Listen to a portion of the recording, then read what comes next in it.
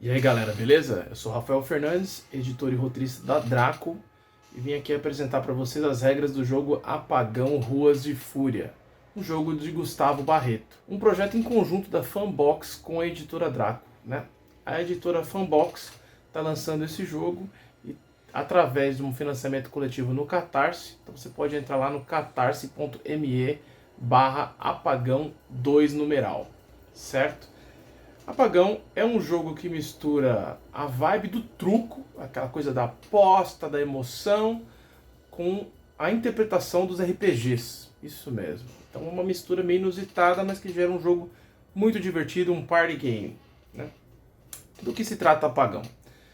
O universo de Apagão é basicamente uma São Paulo que rolou um blackout interminável de 3 meses e que fez o centro da cidade ser totalmente dominado por gangues de arruaceiros. São 6 gangues principais que dominam a cidade. Estou aqui com cartas delas e já vou mostrar para vocês. Temos os macacos urbanos, que o nome não tem nada a ver com o fato de ter um personagem negro, tá? É porque a capoeira foi criada imitando os macacos e os macacos urbanos imitaram a street art. É uma gangue progressista, eles são revolucionários de esquerda e tudo mais, eles seguem uma doutrina inspirada na filosofia da capoeira e são praticantes de diversas artes e coisas que são feitas nas ruas. Então, le parkour, a própria capoeira, skate, bicicleta, grafite, rima, tudo que tem a ver com as ruas, linguagem da periferia, da galera, do movimento ali cultural e artístico e tal, tá nos macacos urbanos. Aqui você pode ver o líder Apoema e seu alfa Mandril. Bacana. Outra gangue do Apagão são as Dandaras. Essas duas gangues, tanto os macacos quanto as Dandaras, são os principais dos quadrinhos. Olha aqui. As Dandaras são uma gangue formada basicamente por um time de roller derby, né? Que é aquele esporte de patins, onde as garotas vão disputando espaço, vendo quem ultrapassa e tal, e vai valendo pontos. E nós temos uma gangue inspirada nas roller derby. Mas qual que é a pegada dessa gangue? É uma gangue liderada pela Heloísa.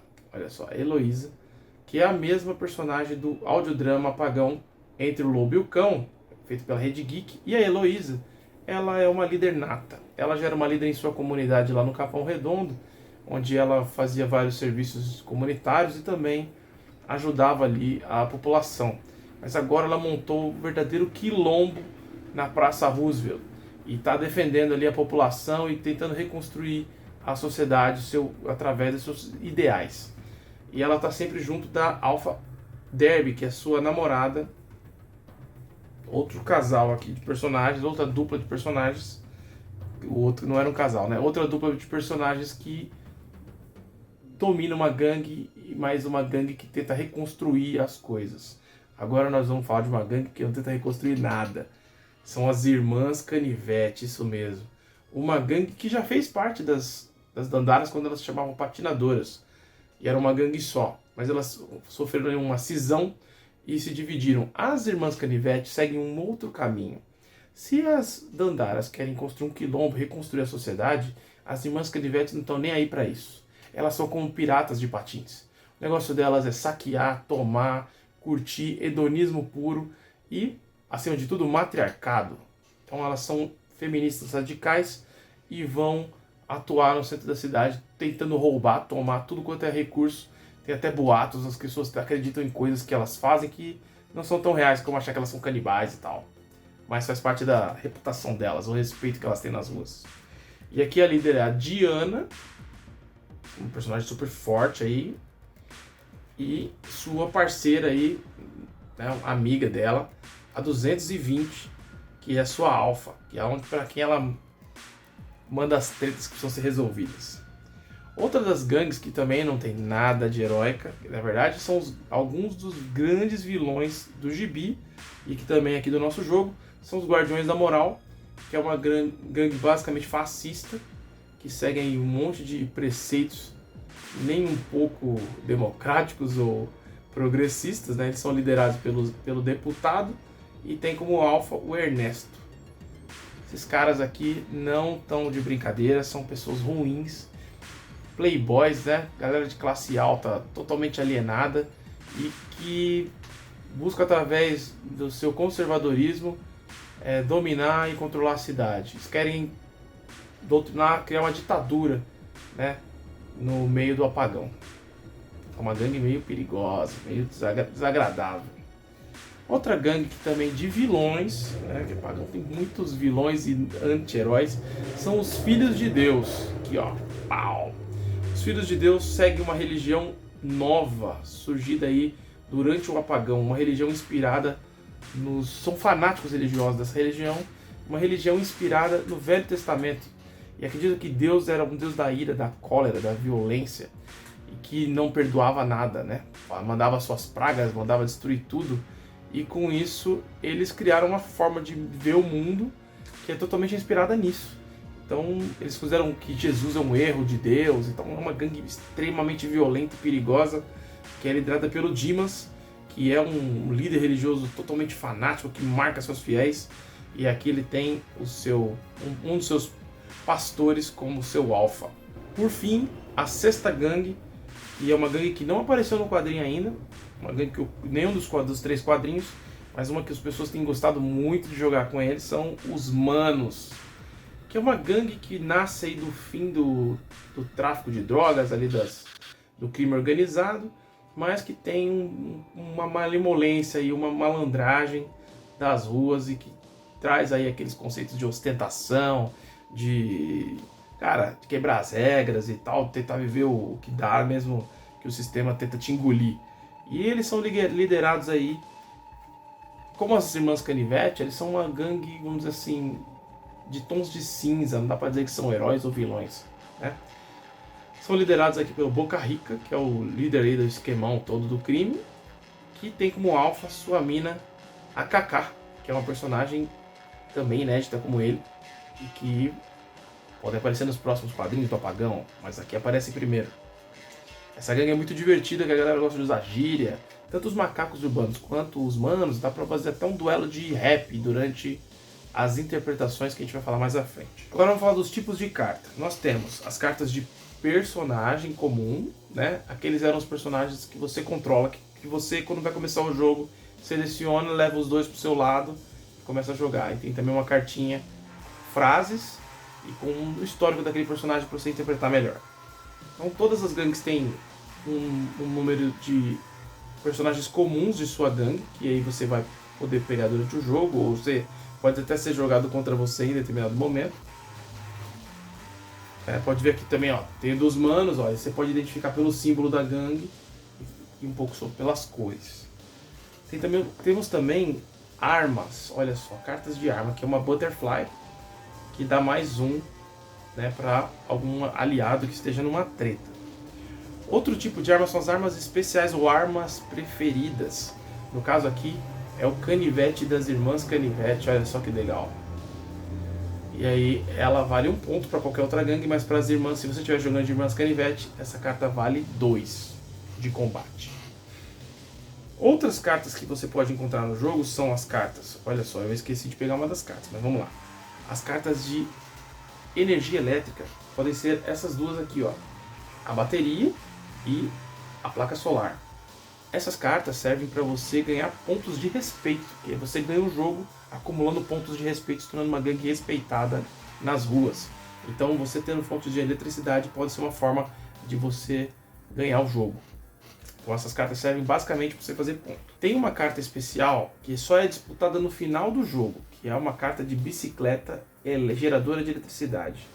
Como ela é uma fonte, vamos dizer assim, infinita de eletricidade, quando ela é disputada no final pelos 2 jogadores que tiverem mais pontos de respeito, então tem uma final no jogo.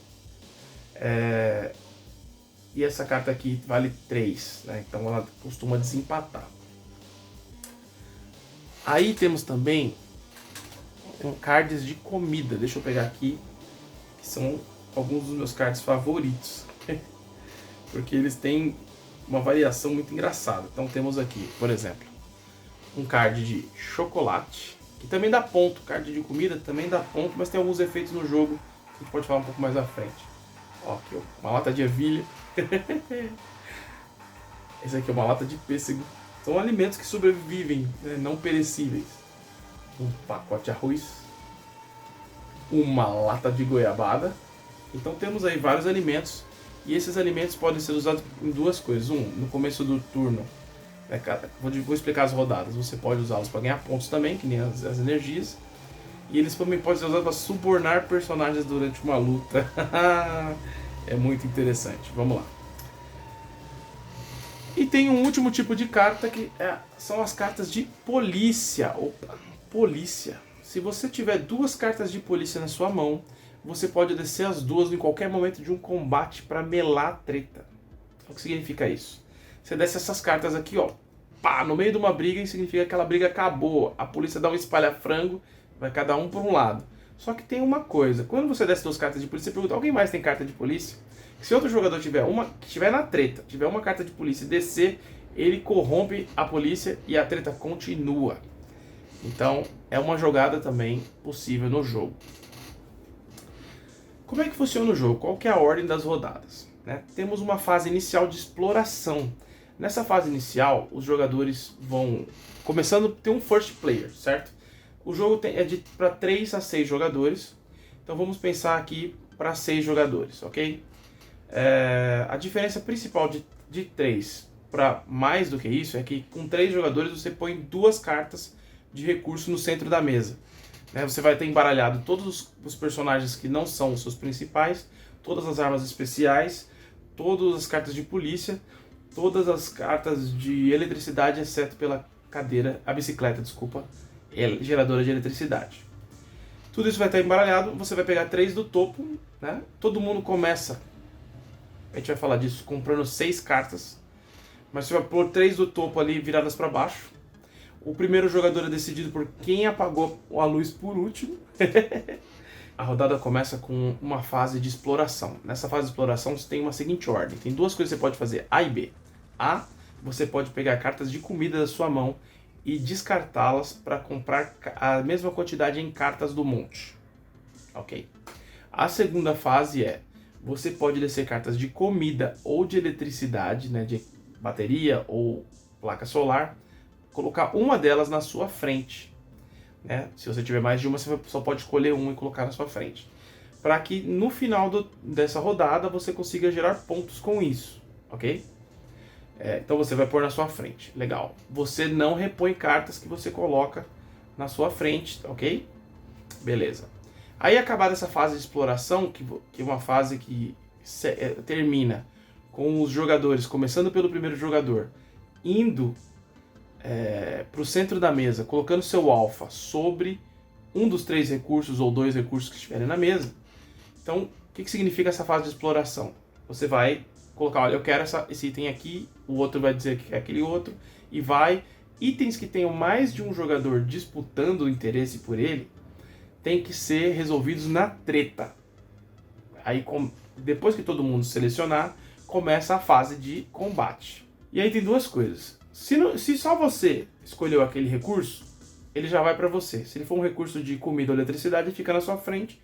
Se for arma especial ou arma comum ou de personagem, vai para sua mão. Caso algum recurso da mesa não tenha nenhum jogador interessado, ele é descartado. Aí começa uma fase de combate, seguindo a ordem dos combates com base no primeiro jogador. Então, se tem 2 ou 3 combates acontecendo ao mesmo tempo, né, pode acontecer até 3 combates, de 1 a 3. O combate funciona assim. O primeiro jogador a declarar ataque é o primeiro jogador do jogo. Então ele vai declarar, ele vai fazer uma primeira fase que é de intimidação. Ele vai tentar ganhar no grito. Mas essa fase é uma malandragem. Você não pode chegar e falar o que você quer. É um momento de interpretação. Você vai usar a linguagem do seu personagem, usando do bom senso. Então estão proibidos discurso de ódio, ofensas ao outro jogador, tirar sarro de qualquer outra coisa física ou mental, psicológica do outro jogador. É sobre interpretar os personagens. É um alfa sacaneando o outro de uma maneira inteligente. Então você tem que fazer umas ameaças inteligentes, do tipo, vai falar com um guardião da moral, você fala, ó, meu amigo, se você pegar essa lata de goiabada, vou socar tanto a sua cara que você vai ficar com o bigode do Hitler permanente. Então já é uma boa sacada. Vai zoar, por exemplo, as Dandaras, você pode falar, olha, aqui não vai ter Loli patinador aqui não, minha amiga. Isso aqui é meu, pode cair fora. Então uma malandragenzinha, uma provocação, sem precisar ofender. A ideia é que todo mundo dê risada e se divirta nessa hora. Então quanto mais criativa, inteligente for a sua ameaça, intimidação, mais bacana é o jogo, certo? Então nessa fase de ameaça, o jogador que está atacando, que é o primeiro dessa linha, né, dessa ordem, ele declara a sua intimidação. Os outros jogadores que estão defendendo, pode ser 1, 2 ou até mesmo 3, ou sei lá, uma luta maluca com 5, 6 pessoas querendo o mesmo item, esses jogadores vão topar ou sair fora. Qual que é a vantagem de topar ou sair fora? Se você topar, você vai estar numa treta. Se você sair fora, tem a vantagem do arregão, é o nome da regra. Você pode trocar cartas da sua mão até chegar no mesmo número de cartas que você tem. Então, tipo, eu posso descartar 3 e comprar mais 3. Porque aí eu vou sair dessa treta para poder entrar em outra treta mais porradeiro, né? Aí, que mais? O que você vai fazer? Pô, beleza. Saí fora, eu troquei a minha mão. O jogador que, se todo mundo arregar e ficar o primeiro jogador lá na parte do combate, né? Ele vai ganhar o recurso, mas não ganha ponto. Se começar um combate, começa assim. O primeiro jogador vai colocar na mesa um número de personagens ou armas, já que as armas podem ser usadas pelo seu alfa, para determinar até onde vai aquele começo da primeira fase de combate. É uma fase meio de personagens, vamos chamar assim. Então ele desce lá, sei lá, vamos imaginar que o cara desce, estamos jogando de macacos urbanos. Você pode usar cartas de outras gangues, você só não pode usar cartas de gangue de pessoas, de personagens que estejam na treta. Então se você está jogando de macacos urbanos e você tiver 2 manos na sua mão, tudo bem. Você vai poder descer desde que o outro jogador que está na treta com você não esteja jogando de manos. E aí você pode usar da sua gangue também. Então você está descendo lá 2 manos e está dizendo, olha, primeira fase, 2 manos. Todo mundo que está no combate tem que igualar. Pode acontecer de superar se você tiver uma arma especial e somente isso. Então você desceu um personagem e uma arma, você completou. Essa fase inicial você tem que igualar. Se você tem armas ou personagens para igualar o número. Então não pode superar só se você tiver uma especial e não tiver outra opção. Passou essa primeira fase, vem uma fase de apresentar armas, né? Dar murro em ponto de faca. É uma fase que eu gosto bastante, que ela vem num jeito meio elegante, porque cada um vai apresentando as suas armas ou trazendo seus reforços um por um. Então, começando pelo jogador inicial, ele pode descer, olha, além dos meus 2 manos, eu estou descendo spray de pimenta. Então tá valendo 3 essa treta. Aí o jogador seguinte fala, olha meu amigo, eu estou jogando aqui de Dandaras. E quando você está jogando com uma gangue, você pode descer personagens desta gangue nas 2 fases. Né? Na segunda fase do jogo, normalmente você não pode descer personagens, é uma fase especialmente de armas. Para você descer um personagem, que pode ser até da gangue do adversário, você tem que subornar esse personagem com comida. Então você descarta uma carta de comida, aí você, por exemplo, estou jogando de irmãs canivete, eu posso descer uma Dandaras na fase de armas. Se você está jogando com uma gangue, você pode descer cartas desta gangue durante a fase de armas, certo? Então, um por um. O jogador inicial vai lá, spray de pimenta, pá. Aí o jogador adversário tem 2 cartas também que já desceu antes, fala, ó, eu igualo descendo uma da minha gangue. Beleza. Aí o jogador que está no combate fala, não, então agora o pau vai comer, que eu vou descer arma pra caramba. Aí desce um coquetel molotov também. Aí em resposta o outro jogador desce outro. Até que um deles não consiga responder ao ataque. Fala, eu não tenho mais nada, não tenho como descer. E aí, como é que você decide quem ganhou a gangue? Se o jogador que começou a treta tiver feito mais pontos, vamos dizer assim, tiver alcançado um número maior de combate, então ele desceu 5 cartas que formavam 5 pontos. E o jogador defensor, 4. Ele ganha o jogo. Ele tem que superar o jogador defensor. Porém, se ele empatar, a vitória vai para quem for o último jogador defensor. Então, que está naquele combate. Então, se você tem um jogador que está começando, né, que é o primeiro da ordem, vamos dizer assim.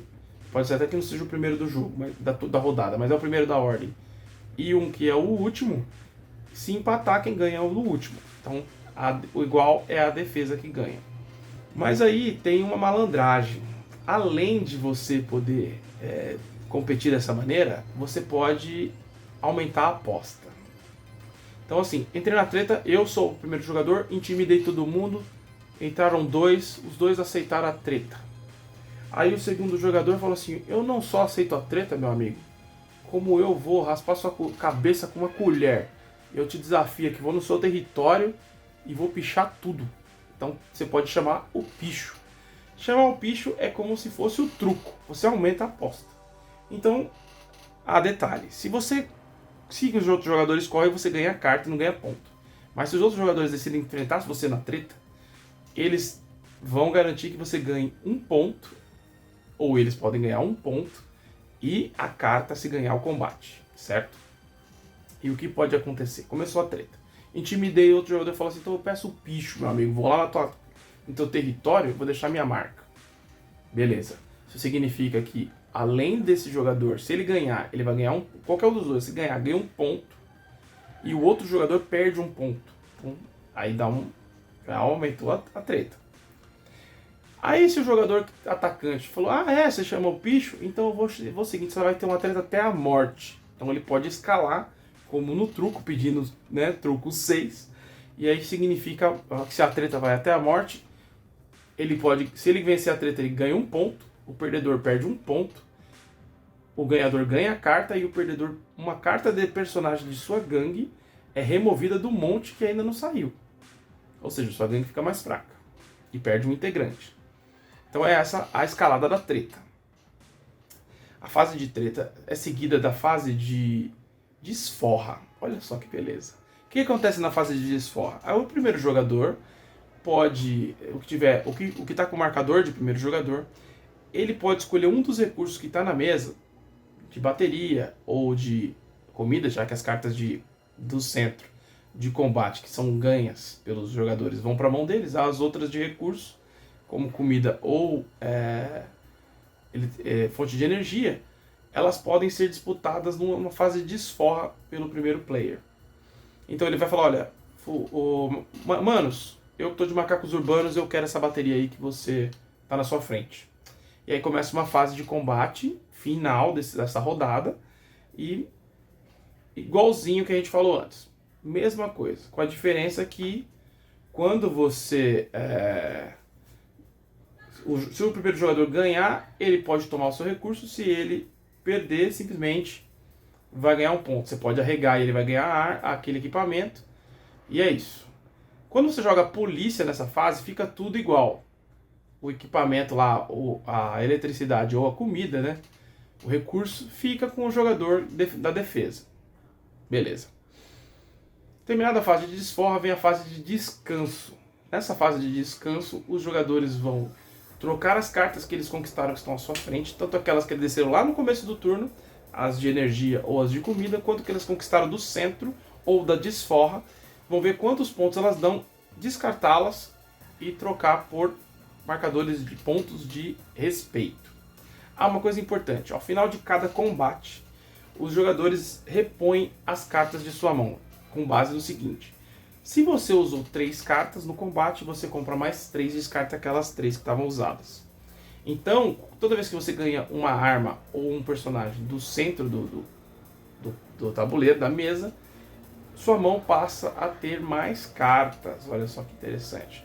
Quando você descarta cartas de recursos que estão na mesa, tirando aquelas conquistadas no centro, aquelas que você desceu no começo, você também repõe essa carta na fase de descanso, ok?